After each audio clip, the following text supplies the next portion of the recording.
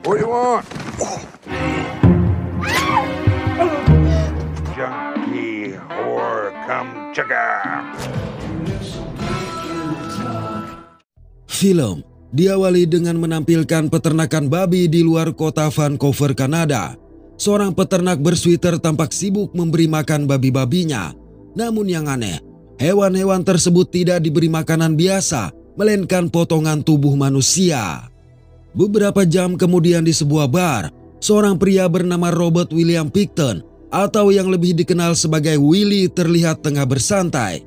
Dari sweater yang ia kenakan, jelas Willie adalah peternak babi tadi.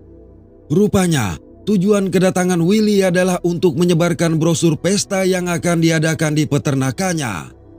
Seorang bartender dengan senang hati membantu menyebarkan brosur tersebut karena Willie mengizinkan dia menghadiri pesta dengan gratis. Saat itu, mata Willie tertuju pada seorang gadis cantik bernama Wendy. Setelah menerima brosur pesta, Wendy merasa tertarik lantaran pesta itu gratis bagi wanita. Namun, sahabat Wendy yang bernama Fats memberitahu orang-orang yang menghadiri pesta itu kebanyakan adalah anggota geng motor dan kupu-kupu malam. Sepengetahuan Fats, sejumlah wanita yang pernah menghadiri pesta di tempat Willie dikabarkan hilang, sehingga memperingatkan agar Wendy tidak mencoba bergaul dengan Willie. Sebenarnya keluarga Willie sangat kaya, tapi dikarenakan didikan orang tuanya, Willie tidak mengerti cara membersihkan diri, sehingga dijuluki sebagai Piggy, lantaran tubuhnya berbau seperti babi. Tanpa mereka sadari, Willie mendengar pembicaraan itu, sehingga sambil menahan emosi dia memutuskan pergi. Also, that skag is cut light. Dalam perjalanan, Willie memasuki kawasan kupu-kupu malam dan menghampiri wanita bernama Brenda. Setelah Willie menunjukkan segepok uang, tanpa ragu Brenda memasuki mobilnya. Mengetahui para kupu-kupu malam adalah pecandu, maka Willie memberikan Brenda sebuah botol dan memintanya menghirup botol tersebut sebelum melanjutkan perjalanan. Sepanjang perjalanan, Brenda sesekali menghirup lagi botol tadi dan terlihat mulai oleng karena tanpa sepengetahuannya botol itu berisi obat bius pelemah otot. Beberapa waktu berlalu, Willie sampai di trailernya yang berada di area peternakan. Begitu membuka pintu mobil, Brenda dikejutkan oleh seekor babi besar yang mencoba masuk. Namun Willie segera menenangkan Brenda dan memberitahu bahwa babi itu adalah hewan kesayangannya yang bernama Balthazar. Jadi, selama ini Balthazar selalu menjaga area peternakan layaknya seekor anjing penjaga. Terlepas dari rasa takut Brenda terhadap Balthazar, ototnya yang juga sudah lemah memaksa Willie untuk menggendongnya ke trailer. Pada waktu yang sama, Wendy sampai di rumah dan disambut oleh kemarahan ibu tirinya lantaran Wendy pulang larut malam dan berpakaian terlalu terbuka. Hal ini memicu pertengkaran antara mereka sehingga Wendy segera pergi ke kamarnya. Di dalam kamar, Wendy yang ternyata seorang pecandu mulai meracik dan memakai barang haram yang dibeli dari Fats dengan diiringi suara musik yang sangat keras sehingga mengganggu orang tuanya. Karena itu orang tua Wendy segera mendobrak kamar hanya untuk mendapati Wendy yang terkapar akibat overdongo. Panik, sang ayah meminta ibunya memanggilkan ambulans, sedangkan dia mencoba melakukan CPR. Sementara itu, Brenda yang melihat Balthazar berada di dalam trailer kembali menjadi ketakutan. Hanya saja Willie segera mencekik Brenda, menyebabkan kematiannya. Namun ini masih belum berakhir, karena setelahnya Willie mulai menggagahi tubuh Brenda. Selama melakukan itu, Willie terbayang akan perbuatan tidak senonohnya bersama ibu kandungnya sendiri. Ia bahkan membiarkan Balthazar menyaksikan hal tersebut. Setelah puas, Willie pun membopong tubuh Brenda ke tempat pencincangan hewannya. Di situ Willie mengambil sebuah gergaji mesin, lalu prosedur mengerikan pun terjadi. Tapi maaf, kita tidak bisa tampilkan, mengingat konten Saw X sebelumnya kena take down. Beralih pada Wendy yang kini sudah berada di rumah sakit dan sedang menjalani perawatan intensif. Setelah berusaha keras, tim dokter akhirnya berhasil menyelamatkan Wendy. Di peternakan, Willie tiba-tiba teringat masa di mana sang ayah sering berbuat kasar padanya. Jadi saat kecil, Willy selalu bersembunyi di bawah tumpukan potongan tubuh babi untuk menghindari kemarahan ayahnya. Selesai memotong-motong tubuh Brenda, Willy kemudian memasukkannya ke mesin penggiling untuk memberi makan babi-babinya. Keesokan pagi, tiba-tiba Wendy terbangun akibat bermimpi tentang babi yang memukbang dirinya, di mana saat itu Fats sudah ada menemaninya di sana. Fats kemudian memberitahu bagaimana Wendy bisa berada di rumah sakit dan meminta untuk berhati-hati bila memakai barang darinya.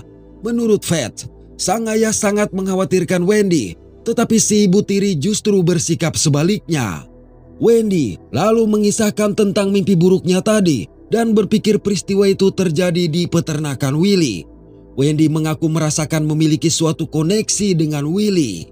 Mendengar itu, Fats kembali menegaskan agar Wendy menjauhi Willy dan kompleks peternakannya.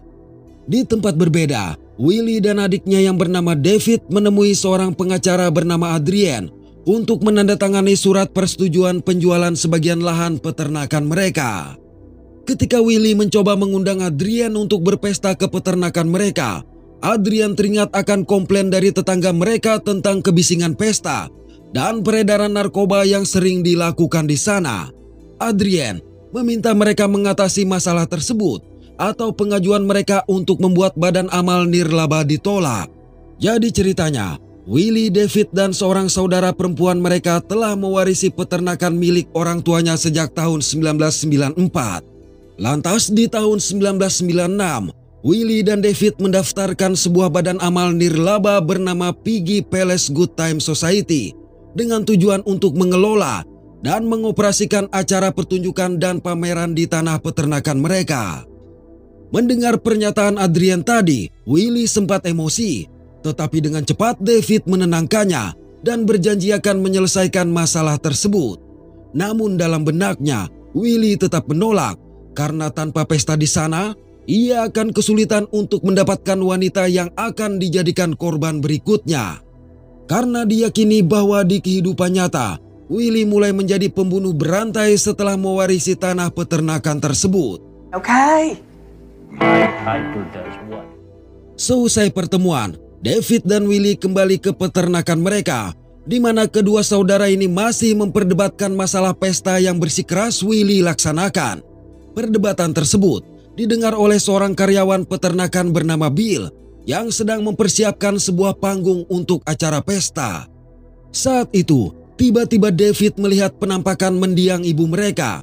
Mendiang sang ibu lantas mengingatkan David mengenai kecelakaan yang pernah ia sebabkan. Jadi dulu saat berusia 16 tahun, David yang sedang belajar mengemudi pernah menabrak seorang anak berusia 14 tahun. Ia mengadukan hal itu kepada ibunya. Dan yang mengejutkan, si ibu yang mengira anak tersebut sudah mati langsung membuang tubuhnya ke selokan. Tindakan ibunya inilah yang menjadi salah satu penyebab David dan Willy salah dalam mengartikan perbuatan yang benar atau tidak. Pada akhirnya kecelakaan itu terungkap sehingga David pernah dijebloskan dalam penjara remaja, sedangkan sang ibu terlepas dari tuntutan karena David dipaksa menutupi perbuatan ibunya. Hal ini juga yang menyebabkan sang ibu lebih menyayangi Willy. Tampaknya baik Willy maupun David sama-sama memiliki pengalaman buruk dari orang tua mereka. Hanya saja ingatan itu langsung buyar ketika Willy menegurnya. David kemudian dengan marah memerintahkan Bill untuk berhenti menyelesaikan panggung tersebut, namun Bill terus mengerjakannya. Sementara itu Willy yang memasuki tempat pencincangan hewannya memergoki rekannya yang bernama Pat sedang bersenang-senang dengan seorang wanita bernama Faith atau yang biasa dipanggil Angel. Setelah memperkenalkannya kepada Willy, Pat mengaku sengaja mengundang Angel ke pesta karena Willy bisa mendapatkan kesenangan dari Angel hanya dengan membuatnya kobam. Pat kemudian mengarahkan Angel ke trailer milik Willy dan memintanya menunggu di sana. Ketika Angel memasuki trailer, Bill sempat melihatnya. Kembali ke tempat pencincangan, Pat yang melihat kepala babi memiliki ide untuk membuatnya menjadi topeng agar dapat Willy gunakan di pesta. Di trailer, Angel yang tengah buang air tidak sengaja menemukan foto sejumlah wanita yang kemungkinan telah menjadi korban dari Willy. Hanya saja ia tidak mengetahui hal tersebut. Tak lama kemudian, terdengar suara babi yang diikuti oleh suara ketukan pintu, tetapi tidak ada yang merespon panggilan Angel. Setelah keluar dari toilet, Angel mencoba menggeledah isi trailer, dan dari sebuah laci, ia menemukan kartu nama sejumlah wanita lagi. Ketika bersamaan dengan itu suara babi kembali terdengar. Penasaran, Angel pun mencoba mencari tahu. Lalu dari sebuah lemari, tiba-tiba seorang pria bertopeng muncul dan langsung menyuntik mata Angel dengan suatu cairan. Tidak hanya itu, ia juga menggagahi Angel yang semakin lemah akibat cairan tadi. Rupanya jeritan Angel terdengar oleh Bill yang bekerja tidak jauh dari trailer tersebut. Jadi ia memutuskan memeriksa. Sayang sebelum Bill sempat membuka pintu, Willy sudah terlebih dahulu keluar. What do you want? Karena itu Bill menjelaskan perihal Angel yang sempat ia lihat memasuki trailer. Tetapi sembari menunjuk ke arah mobil Pat, Willy mengatakan kalau Angel telah pergi bersama Pat. Meski merasa curiga, Bill tidak berani untuk bertanya lebih jauh. Di tempat berbeda, dua orang detektif bernama Snir dan Opal mendatangi rumah ibu Brenda atas laporan hilangnya Brenda, si kupu-kupu malam yang dibawa oleh Willy dari bawah jembatan sebelumnya. Saat itu terdengar suara seorang bayi menangis, di mana ibunya memberitahu kalau itu adalah anak Brenda. Ibunya menjelaskan, Brenda sudah tidak kembali ke rumah sekitar 2 hari, jadi merasa ada sesuatu yang terjadi pada Brenda, karena Brenda seharusnya pulang setiap hari untuk merawat bayinya. Ia mengetahui Brenda memiliki masalah dengan obat-obatan dan menyebutkan kalau Brenda biasa bekerja di bawah jembatan, tempat kupu-kupu malam berkeliaran. Sebelum kedua detektif ini pergi, sang ibu menyerahkan foto terbaru Brenda kepada mereka. Foto itu kemudian mereka bawa ke bawah jembatan untuk menanyakannya kepada sejumlah wanita yang ada di sana. Awalnya mereka tidak mau bekerja sama, tetapi setelah Snir menjelaskan bahwa sudah 30 wanita hilang dari tempat itu, akhirnya seorang wanita memberitahu kalau ia sempat melihat Brenda pergi bersama Piggy. Wanita ini mengaku tidak mengetahui nama asli orang berjulukan Piggy tersebut, tetapi yang ia tahu, Piggy adalah pemilik peternakan babi terbesar yang berada di luar kota mereka, di mana para wanita seperti mereka diundang untuk berpesta di sana. Setelah mendapat informasi itu, keduanya pun segera berangkat menuju peternakan yang dimaksud. Pada waktu yang sama di tempat pencincangan hewan, Willy memulai prosedur mengerikan terhadap Angel. Di tempat berbeda, Wendy sedang memaksakan diri untuk menghadapi makan malam bersama ayah kandung dan ibu tiri yang tidak ia sukai. Parahnya, sang ibu kembali mengungkit masalah kecanduan Wendy dan membandingkan dengan masa mudanya yang cemerlang. Ia bahkan menyarankan agar Wendy dikirim ke panti rehabilitasi agar bisa mengatasi kecanduan yang dipicu oleh kematian ibu kandungnya. Mendengar itu sontak Wendy menjadi marah sehingga terjadi pertengkaran di antara mereka dan memaksa sang ayah menampar serta mengusirnya. Dari situ Wendy pergi ke bar dan menemui Willy yang kebetulan sudah ada di sana. Setelah berkenalan, Willy menyadari memar di pipi Wendy. Alhasil Wendy mengisahkan apa yang baru saja terjadi. Tetapi menurut Willy, kemarahan bukanlah alasan bagi seorang ayah untuk memukul putrinya. Wendy kemudian bertanya mengenai pesta yang akan dilaksanakan keesokan malam di tempat Willy. Lantas dengan ramah Willy menjelaskan tentang pesta tersebut. Namun walaupun sering mengadakan pesta di tempatnya, Willy mengklaim hanya memiliki beberapa orang yang bisa dia anggap sebagai teman. Willy bahkan mengaku sangat dekat dengan ibunya, membuat Wendy merasa tersentuh. Apalagi selama ini ia belum pernah menemui lelaki yang berbicara dan bersikap ramah padanya. Wendy juga semakin terpukau karena Willy tidak meminum minuman beralkohol. Selang beberapa saat, sebuah lagu dari penyanyi favorit Wendy diputar di bar. Yang mengejutkan Wendy, Willy memberitahu kalau penyanyi itu juga menghadiri pestanya. Menurut Willy, di malam ia melihat Wendy untuk pertama kalinya, dia mengetahui bahwa Wendy adalah penggemar penyanyi itu, jadi sengaja mengundang penyanyi tersebut ke pestanya. Saat itulah momen di mana Wendy tak dapat lagi mengelak dari karisma Willy. lantaran pria yang baru saja ia kenal itu telah melakukan sesuatu yang sangat membuatnya terpukau. Not anymore. Sementara itu, detektif Snir dan Opal sampai di peternakan dan disambut oleh David. Mereka menjelaskan bahwa mobil Willy dicurigai pernah membawa wanita yang dilaporkan hilang. David mengklaim tidak mengetahui semua yang dilakukan oleh Willy, karena meskipun sama-sama memiliki tempat itu, Willy tinggal di trailer, sementara dia tinggal di rumah. Karena itu mereka berniat untuk memeriksa trailer Willy. Namun David keberatan dan menyatakan bahwa Willy memerlukan seorang pengacara. David beralasan tidak ingin Willy dituduh melakukan sesuatu yang tidak dilakukannya. Akibat hal ini, mereka meminta David menyampaikan kepada Willy untuk datang ke kantor polisi keesokan harinya. Setelah kedua detektif itu pergi, David menghubungi Adrian guna menceritakan kecurigaan pihak kepolisian terhadap Willy dan meminta bantuannya untuk mendampingi Willy ke kantor polisi. Pada waktu yang sama, Wendy yang dalam kondisi kobam berat akhirnya bersedia dibawa pergi oleh Willy. Keesokan pagi, Wendy siuman dan mendapati dirinya sudah diborgol di atas tempat tidur, sementara Willy sudah duduk di hadapannya. Seperti orang kesurupan, Willy berkata bahwa Wendy tidak benar-benar ingin bersamanya dan menganggap Wendy tidak berbeda dengan wanita lain yang pernah ia habisi di sana. Wendy mencoba membela diri dengan mengatakan kalau dia merasakan koneksi di antara mereka. Namun bersamaan dengan itu, bayangan ibu Willy kembali muncul mempengaruhi pikiran Willy dan berkata Wendy hanya berbohong. Tidak hanya itu, bayangan sang ayah juga muncul mempengaruhi Willy. Tapi Wendy masih berusaha untuk membujuk Willy ketika tiba-tiba David menggedor pintu trailer. Karena itu Willy segera menghajar Wendy hingga pingsan, lalu menutupi tubuhnya dengan selimut sebelum membukakan pintu untuk David.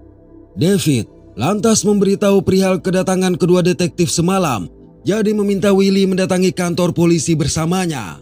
David juga menjelaskan kalau Adrian akan mendampingi Willy sehingga dia tidak akan mengucapkan sesuatu yang bodoh.